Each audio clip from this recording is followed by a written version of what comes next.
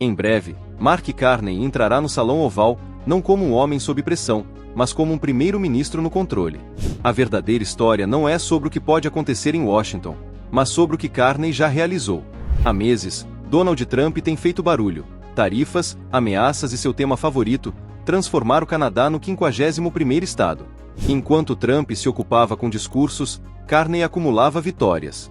Na véspera do encontro, notícias vindas de Washington indicam que Trump estaria se preparando para suspender tarifas sobre o aço e o alumínio canadenses. Uma mudança drástica que, segundo especialistas, não teria sido possível sem a disciplina, a determinação e o gênio estratégico discreto de Carney.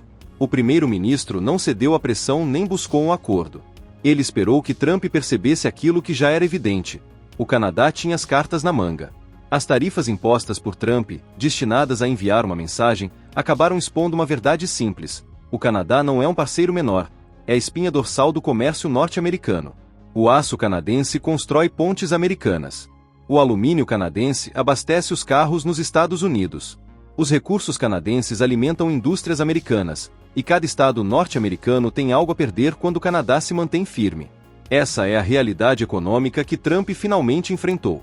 As tarifas não prejudicaram o Canadá, mas sim empresas, trabalhadores e exportadores americanos que dependem das cadeias de suprimentos canadenses. Pouco antes da visita de Carney, a equipe de Trump se esforçava para salvar a imagem, sinalizando que as tarifas poderiam ser suspensas em breve. O primeiro-ministro retornou a Washington para sua segunda reunião de alto nível no Salão Oval. A primeira reunião, segundo Carney, foi cordial. O Canadá é um lugar muito especial para mim. Conheço muitas pessoas que moram no Canadá. Nos 5 meses seguintes, o presidente Trump intensificou a pressão comercial, adicionando novas tarifas e elevando outras. O Canadá trabalhou nos bastidores antes da visita. Altos funcionários do governo relataram à CBC News que havia otimismo quanto a avanços nas tarifas punitivas sobre aço e alumínio.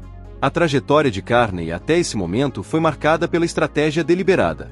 Enquanto Washington era barulhenta, sua atuação era calculada. Ele não dependia de arrogância ou coletivas de imprensa para provar seu ponto de vista. Utilizava estratégia, influência e timing. Construía novas parcerias, expandia o comércio com a Europa e a Ásia e mantinha a economia doméstica do Canadá estável e competitiva globalmente. Carney mostrou aos líderes mundiais, especialmente à Casa Branca, que o Canadá não é apenas um parceiro comercial, mas um mediador de poder por si só. Quando Trump analisou os números e o impacto real das tarifas sobre as empresas americanas, percebeu que não se tratava apenas de uma negociação, era um choque de realidade. Trump não desistiu por pressão, desistiu porque Carney o superou. Um dia antes de partir para Washington, o primeiro-ministro se encontrou com a premier de Alberta, Danielle Smith. O encontro transmitiu mais do que qualquer comunicado à imprensa. Não era política, mas poder e unidade. Durante anos, Washington esperou explorar discretamente divisões internas do Canadá, mas a imagem de Carney e Smith lado a lado deixou claro que tais divisões não existem quando a soberania canadense está em jogo. Na estreia em Alberta, Carney e Smith abordaram energia, indústria e força nacional, não como rivais políticos, mas como líderes canadenses. Carney demonstrou um entendimento fundamental: a força do Canadá no exterior depende de sua coesão interna. Ao integrar Danielle Smith ao debate nacional pouco antes da reunião no Salão Oval, Carney transformou o que poderia ter sido uma história provinciana em uma declaração nacional, uma demonstração de cooperação, maturidade e controle. A declaração deixou uma mensagem clara a Trump, em alto e bom som: o Canadá permanece sempre unido. O primeiro-ministro vinha de uma curta viagem bem-sucedida a Montreal e Quebec, além de uma série de reuniões importantes.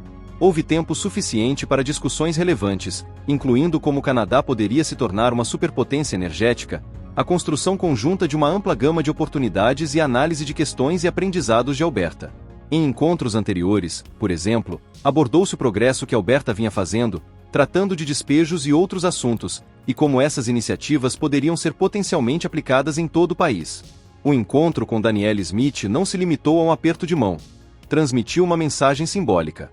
Durante meses, Trump tentou retratar o Canadá como dividido, uma federação de províncias concorrentes sem uma direção unificada.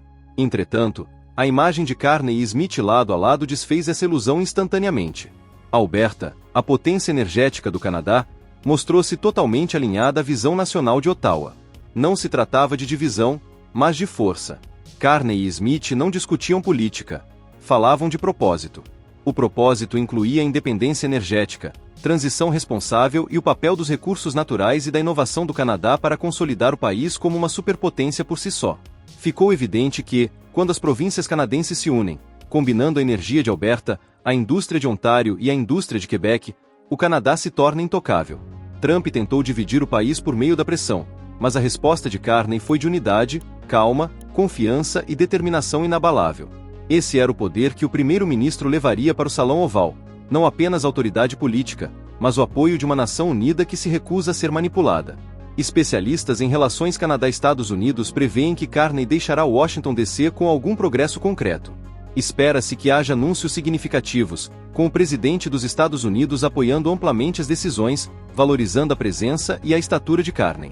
O plano inicial de Trump era usar tarifas como alavanca de pressão. A resposta de Carney tornou as tarifas irrelevantes. Ele diversificou o comércio, estabilizou a indústria nacional e conquistou a opinião pública sem aumentar tensões. No momento em que Trump esperava que o Canadá se submetesse, os Estados Unidos foram os primeiros a recuar. A situação é descrita como um golpe de mestre, sem confronto, sem colapso, apenas uma estratégia silenciosa e constante que deixa o oponente sem alternativa senão recuar. A reunião de amanhã não trata de pedidos de alívio do Canadá, mas de Carney demonstrar que o país não precisa pedir. Ao entrar no Salão Oval, Carney carregará a confiança de uma nação subestimada, mas nunca derrotada. Trump reconhece a força, e Carney a possui, não de forma barulhenta ou fanfarrona, mas com credibilidade, consistência e compostura. Ele não precisa gritar para ser ouvido. Sua presença é suficiente. Desta vez, Trump já conhece a verdade. Não pode pressionar o Canadá. A reunião não será um confronto, mas uma confirmação do que o país já sabia. Sob o comando de Carney, o Canadá está jogando o jogo longo e vencendo. Ele transformou ameaças tarifárias em triunfos comerciais, ruído político em clareza econômica, uniu províncias, fortaleceu indústrias e redefiniu a imagem da liderança canadense no cenário mundial. Quando Carney se sentar diante de Trump, não haverá história de azarão. Será um encontro entre líderes, com um deles definindo claramente o tom. A mensagem do Canadá é simples: não precisa de validação, não precisa de permissão. Lidera em seus próprios termos. Amanhã, o Salão Oval testemunhará isso em alto e bom som. E você, o que pensa sobre isso? Para continuar atualizado, veja o vídeo a seguir, tenho certeza que será perfeito para você.